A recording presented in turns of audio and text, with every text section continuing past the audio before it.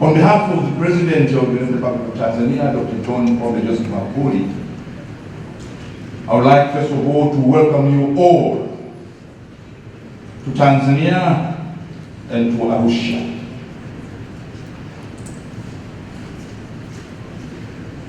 This is a very important meeting here in Arusha as we reflect on the 20 years of the existence of the current East African community. And I believe there's no better place to do this other than Arusha. But we do.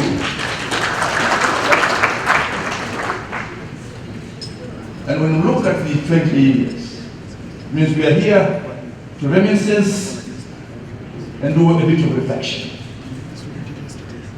And it is important when we do this reflection, we go not only in the past 20 years, but before the current GBC.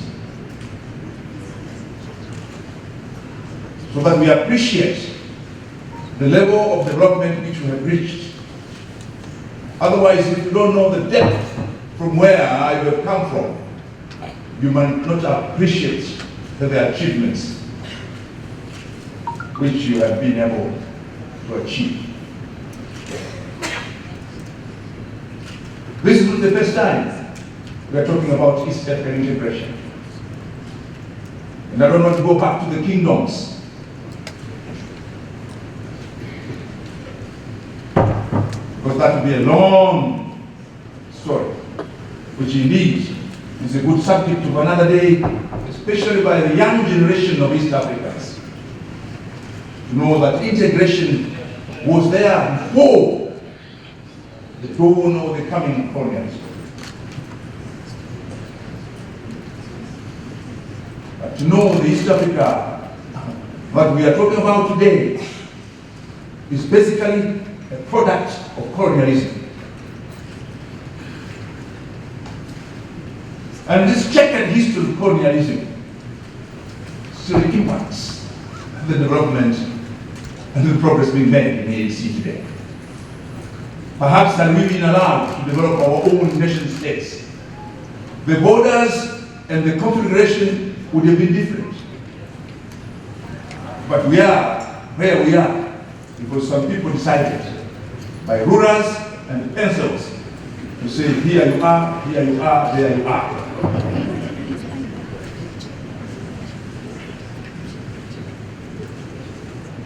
And East Africa has experienced a checkered colonial history. And this is why when the East African integration started in the 1900s, what is today mainland Tanzania, Tanganyika, and what is today Rwanda and Burundi, we are out of the map because they were German colony. It was what is today Uganda and Kenya. Starting with the East African High Commission, governors,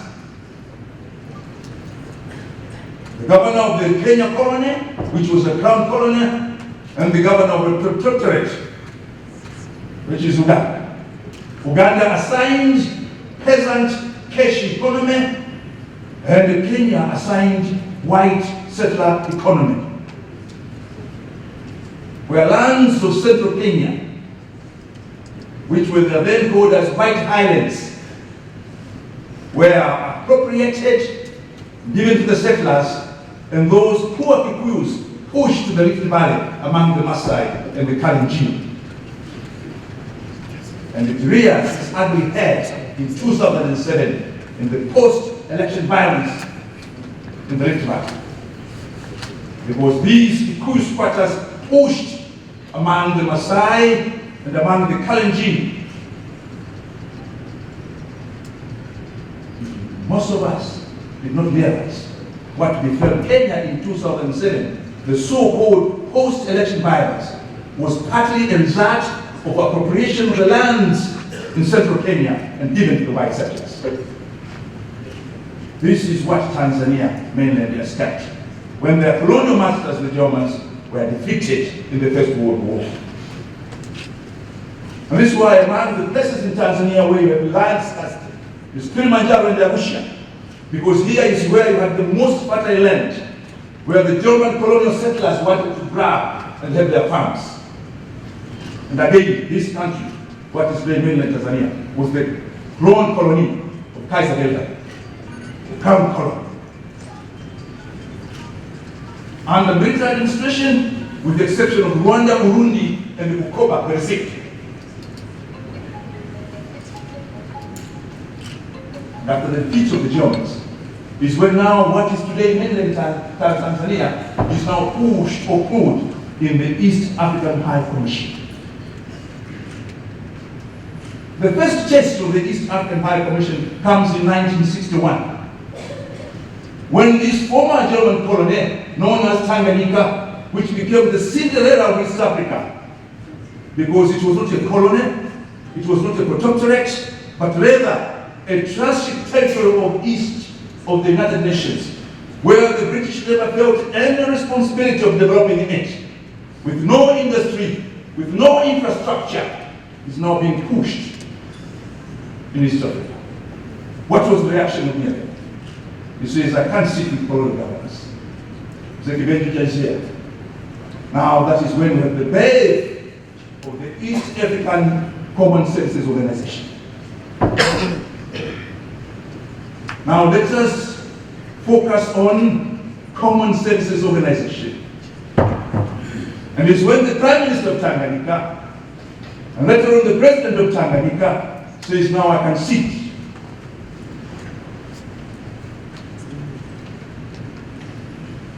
It was during the East African Common Services Organization that Tanganyika, then Tanzania, raised questions. It is time now we as independent East Africans, especially after the independence of Kenya in 1963, Uganda 62, Kenya 63, Zanzibar 63, December, and then the revolution 64. What were the basic questions asked by Tanzania in 1963, 64, which are relevant today? It was the question of correcting the historical colonial inequities where Tanganyika had no single industry, which means it had nothing to sell in the common market. And it is when now Tanganyika comes with what was known as the Kampala Agreement of 1964. And the Kampala Agreement of 1964, it was before socialism, mind you, by the way. Where Tanganyika and Amarim Nyerere is saying it is high time now. Also, industries are allocated to Tanganyika and to Uganda. So that also Tanganyika and Uganda has something to sell in the East African Common Market. We don't say industries in Kenya should be closed, not at all. And in the Kampala Agreement of 1964, Zekibenji is here. It is when it was agreed, all investors who are investing in East Africa, in transistor radio, today when you talk of transistor radio, in the world of 5G, you are talking of an archaic world. But at that time, in the 1960s, for those of my age, the transistor radio was a big revolution.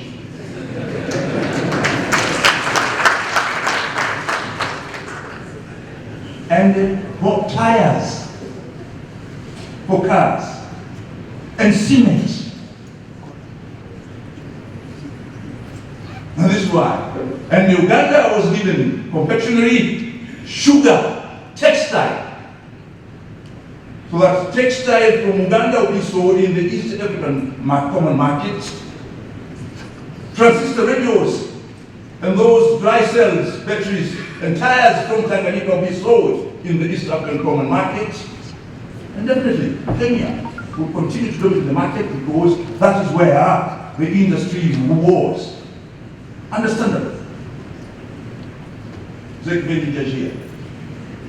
The Kampala Agreement of 1964 was misinterpreted. And this is why, again, in 1965, under the Mbale Agreement, it was agreed to revise the Kampala Agreement. What's the revision? Also to allow some industries to be allocated to Kenya, because in 1964 was as if now Kenya would mark time. And understand, Kenya did not want to mark time. Why mark time? And I'm saying this because few meters from here, you know, the bus stop where you're coming to this hotel is known as Philips. That is where the Philips company from the Netherlands built their first transistor industry in East Africa, few meters from here. This is why you have Philips. And then you go down the road to Njiro, you find General Tires from US. That is where now the tire factory for East Africa was built. Who were the investors? Philips from the Netherlands and General Tire from United States of America. What do I want to tell you? The private sector was there even before the second community, which means it is not the first time that the private sector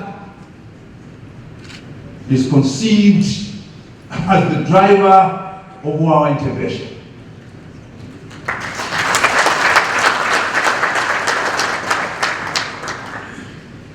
Which means it is important to reflect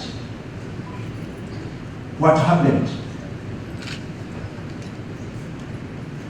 And because there was a lot of intra-trade imbalance in favor of Kenya to the disadvantage of Uganda and Tanganyika and Tanzania, is when another commission was formed in 1965, the Philips Commission.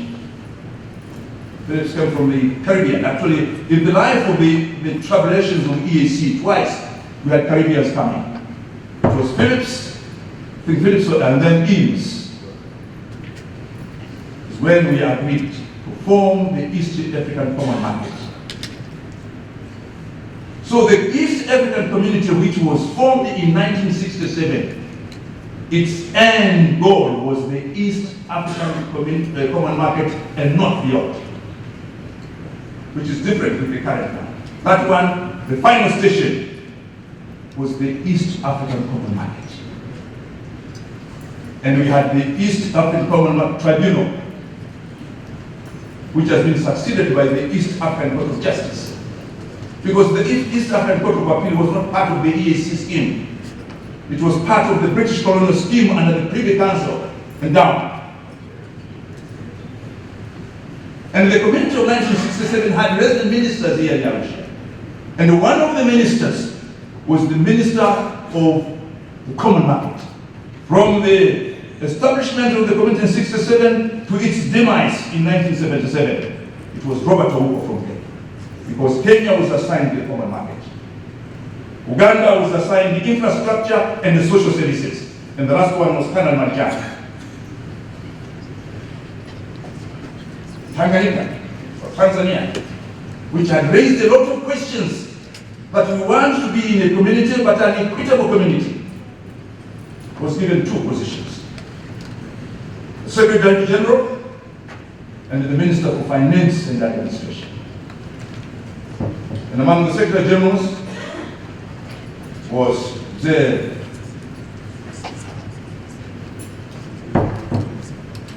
and he has written a book on it, who became our first government. Ministers for Finance and Administration. And let us not forget, and we are saying this not because we want to go to that, but we need to know. But unfortunately, there were a lot of forces, internal and external, which led to the acrimonious collapse of that community, which was even higher developed than the European Economic Community. Already between 67 and 77, people were using ID. We had one university, the University of East Africa, with 3 university colleges, Dar es Salaam, Makerere, and Nairobi, and each one of them with specialization. Dar es Salaam, which was law, education, and political science. Makerere, medicine, agriculture, forestry. Nairobi, engineering, veterinary medicine, and business administration. and one chancellor, one Julius Kambarage. But because of our selfish ends, when in 1970 now, each country wanted a national university. And I don't want to say which country today, because we are.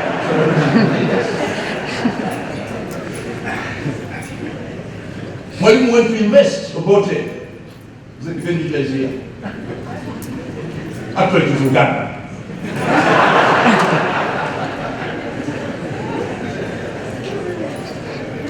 British University, the investiture of Obote as the Chancellor of Makerere University, and went to Nairobi for the investiture of the Jomo Kenyatta as the Chancellor of the University of Nairobi. And he was very emotional. And he said, "Hilmas, we have killed East Africa." And the East African standard, they did him. But Mwalimu was correct. That by dismantling the University of East Africa in 1970, we killed East Africa. You see, I studied the European Union law in Friday University. Das ist, wo ich habe promoviert. Who would sign protocols, who would sign treaties. But a community, a sustainable community, is made by humans, and especially the young people. And the place, the happening of these young East Africans was the universities. Because always, from Kenya, from Uganda, from Tanzania, trooped to Dar es Salaam. And all medical doctors from Tanzania, from Kenya, from Uganda, trooped to Mlago. And all the engineers and medical doctors trooped to Nairobi. That is the generation I envy. They knew each other at an age where they were still innocent.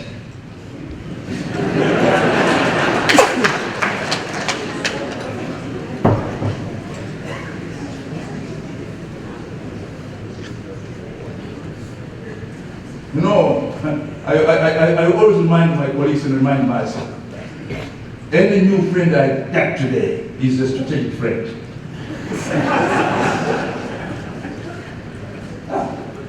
There's something he wants from me, and there's something I want to get from him or her. Indeed, we lost that strategy.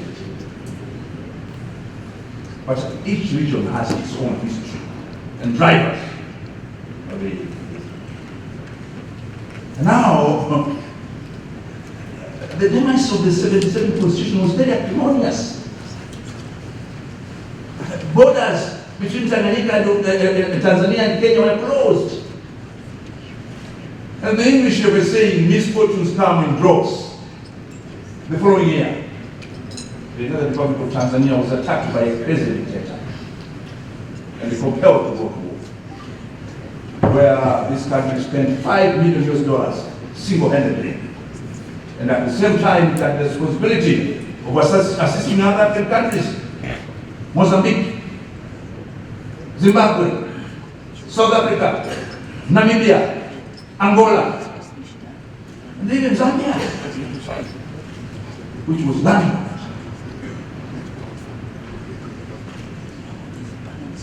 But still, even after the demise, the acrimonious demise of the 90s in 1977 of the East African community, for him, he continued to tell us, the East African integration is not a matter of choice, it's a necessity.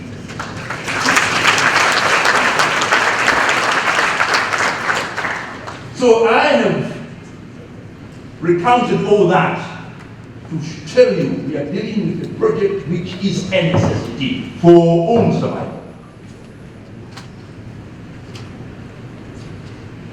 And learning from the past mistakes. This is why the current East African Treaty is a framework treaty. Let us not forget when we converged again, there was a lot of mistrust. You know, a broken marriage comes with a lot of scars, a lot of question marks. And most so, when most of the dated bedroom details have been put to the public.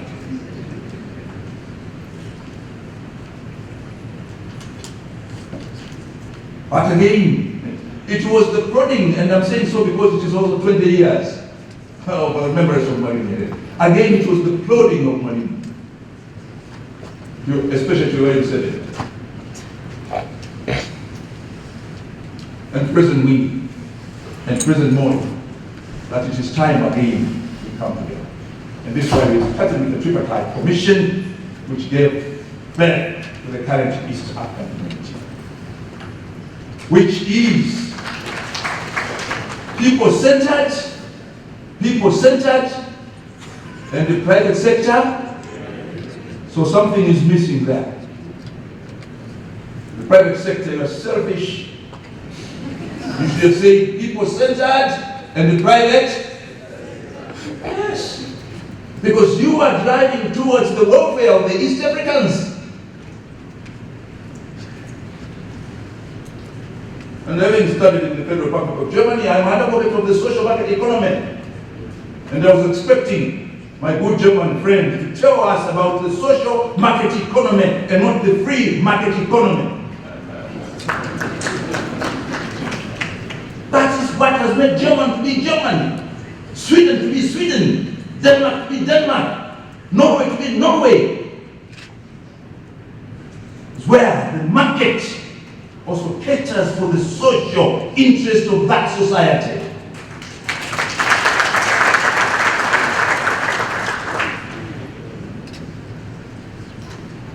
This is why they have insurance, even for non-employed. Albatross. Right. They have. Because it is a social market economy. It's a market economy, but sensitive to the social imperatives of the society. So as it was in the past, it is also now. Our community must be private sector driven, but a people-centered community. If we lose that focus of people-centered community, this community won't be sustainable. And this is why I agree with Amos Wako in their report on federation. They say there are two types of integration: trade-centered integration and development-centered integration.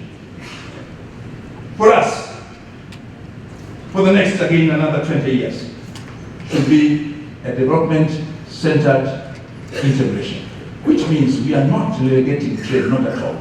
And if you want to be a development-centered integration, the private sector is very important. Because you want to build industries, infrastructure. I and the Honorable President of the East African Court of Justice served in 2 commissions, in 2 teams, appointed by the summit of the East African Federation. And we had a lot of debates and a lot of discussion, very open, very frank. And we reminded each other, indeed, we have the 4 freedoms in the East African Common Market Protocol. But in order for these freedoms to be realizable, we need also to develop the following: infrastructure. Because you cannot talk about free movement of goods if you don't have good roads and railways. Another friend of mine is there. Yeah. We're discussing the East African Common Protocol. Infrastructure. In Europe today, infrastructure is not an issue because it is there. The Bundesbank. There, we still have the obligation of building modern railways in order to make freedom of move of goods effective and realizable, but also cost effective. Otherwise, the goods will be expensive. Because also transportation cost is high. Free movement of people, we discussed. And we were discussing about free movement of mama mbogas, not not of skilled workers, which means what? We need to create skilled labor in our countries. Invest in science and technology and innovation. In Europe, it's no longer an issue. For us here, it's an issue. How much we invest in research and development in science, technology, and investment. Free movement of services. How do you move a tourist in Zanzibar, and in 1 hour he's in arriving at Kigali, and the next day he's in Uganda, and the day after he's in Mombasa? In Europe, it's no longer an issue. Which means what? Our integration, as much as must follow all the freedoms and principles, needs to anchor itself in the realities of East Africa. And what has made this community to survive the 20 years? And actually, let me tell you, the first 10 years there was a lot of anxiety, because the other community collapsed at 10 years, and we are saying, God, save us from this bad omen. And there was a big celebration at the stadium. And I'm sure for the young people, they were surprised why these old people of the age of Evangelion, they are so happy. But it is 10 years. It is 10 years. It's because we are past the 10 years which cast us in the first integration. We are now even more elated that it is 20 years. But you know how we achieved those 20 years? Because of pragmatism and gradualism. Pragmatism and gradualism.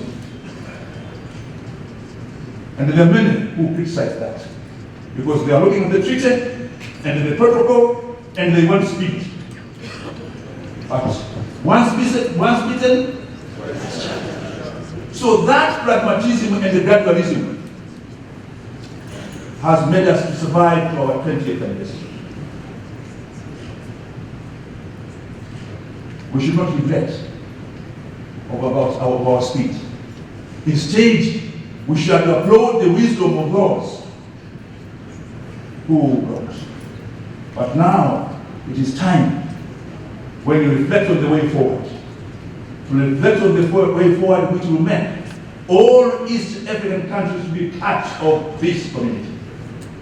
When we were negotiating the East African Common Market Protocol, my friends here, when Tanzania came with the concept of East African industries, which again will be allocated to a specific country, people say that is socialism. No. And I will say open, at that time we were saying, you cannot have a member of the community like Burundi saying nothing to the community and then say, we are together. Together when they are selling nothing. Make them sell something. That is what Europe did to Greece, to Portugal, to Spain. There won't be a modern Spain, a modern Portugal, a modern Greece without the sacrifice of Job having money and investment. I'm saying the truth of life, sir. Solidarity. So as we reflect in the future, let us see how the other countries in East Africa which have less industries, the private sector, you have a responsibility not only of waiting for conducive environment, but for you going there and creating a conducive environment. That is what Bismarck said. That is what Bismarck, Otto von Bismarck said. You don't wait until the air is hot in order to heat it. Make it hot and then heat it. No, I've said all that because the president told me just to say, I wish you all the best.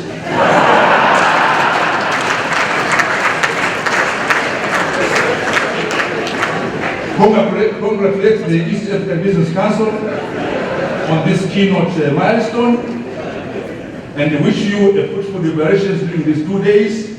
And now, it is my singular honor and privilege to pronounce the high-level East African Business and Investment Summit officially open.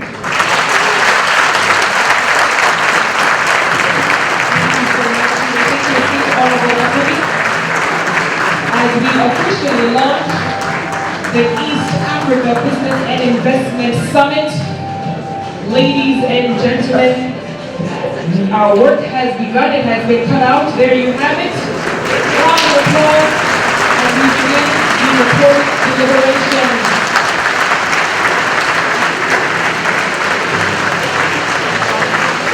At this point, I'd like to invite the regional ministers to join their counterparts here on stage.